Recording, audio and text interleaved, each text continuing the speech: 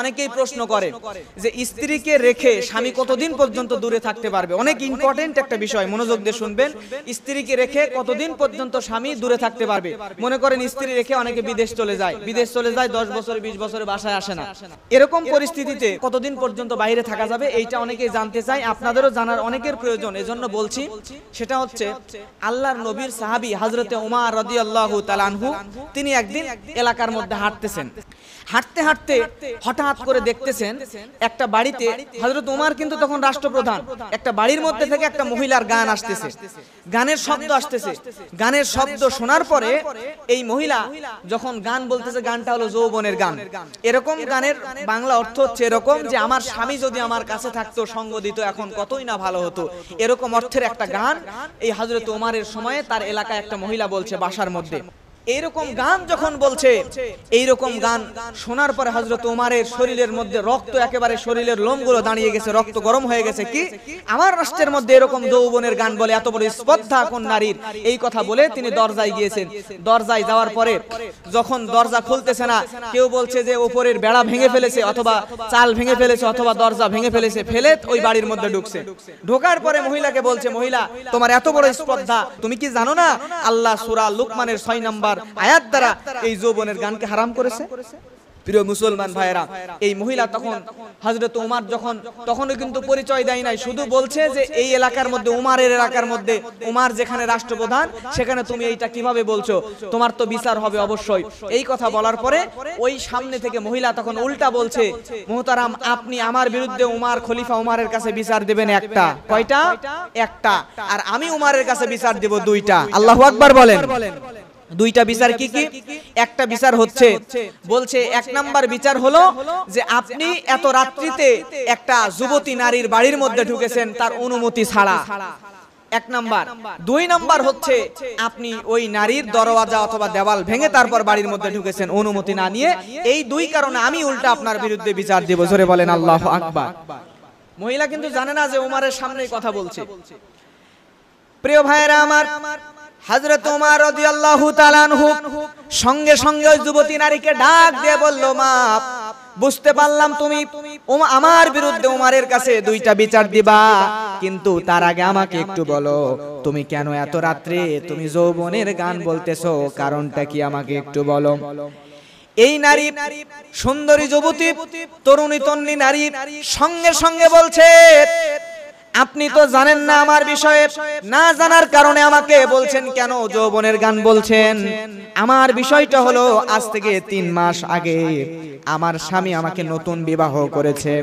আমাকে বিবাহ করার পরে এলাকার রাষ্ট্রপ্রধান হচ্ছেন খলিফা উমর। জিহাদের ডাক যখন এসেছে, আমাকে আমার বাড়িতে, আমি নতুন বউ, আমাকে বাড়ির মধ্যে রেখে আমার স্বামী আমাকে রেখে জিহাদের জন্য চলে গেছে অমুক জায়গায়। 3 মাস ধরে আমার কাছে আমার স্বামী আসে নাই, যার কারণে আমি যৌবনের কারণে শয়তানের কুমন্ত্রণায় পড়ে যৌবনের গানগুলো বলতেছি। জোরে বলেন আল্লাহু আকবার। প্রিয় মুসলমান ভাইরা, হযরত উমর রাদিয়াল্লাহু তাআলা আনহু তিনি বুঝতে পারলেন।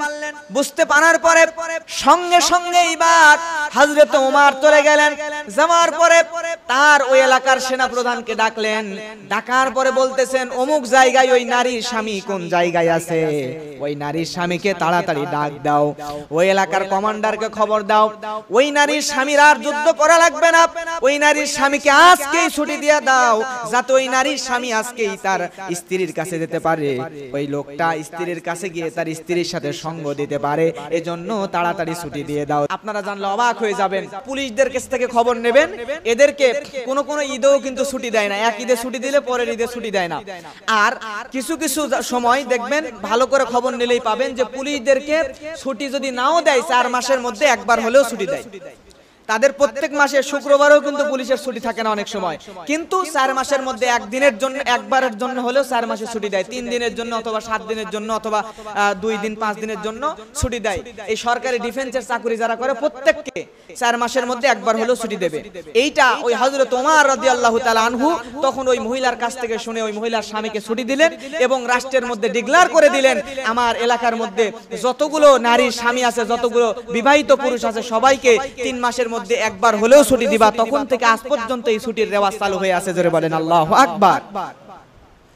প্রিয় মুসলমান ভাইয়েরা, এইবার হযরত ওমর রাদিয়াল্লাহু তাআলা আনহু তার মেয়ে আল্লাহর নবীর স্ত্রী আম্মাজান হাফসা রাদিয়াল্লাহু তাআলা আনহাকে জিজ্ঞাসা করছে, ও আমার মা, আমি তো সবার কাছে জিজ্ঞাসা করতে পারি না, তুমি আমার মেয়ে, আমি তোমার বাবা, আমি তোমার কাছে জিজ্ঞাসা করতে চাই, তুমি বলো অমুক নারীর কাছে শুনেছি 3 মাস পর তার স্বামীকে আমি তার কাছে পাঠিয়ে দিয়েছি, তার আগে তুমি একটু বলো তো একজন নারী কতদিন পর্যন্ত তার স্বামীর সঙ্গ ছাড়া একজন নারী কতদিন পর্যন্ত থাকতে পারে, তুমি একটু বলো তো কতদিন পর্যন্ত স্বামীর সঙ্গ ছাড়া থাকতে পারে।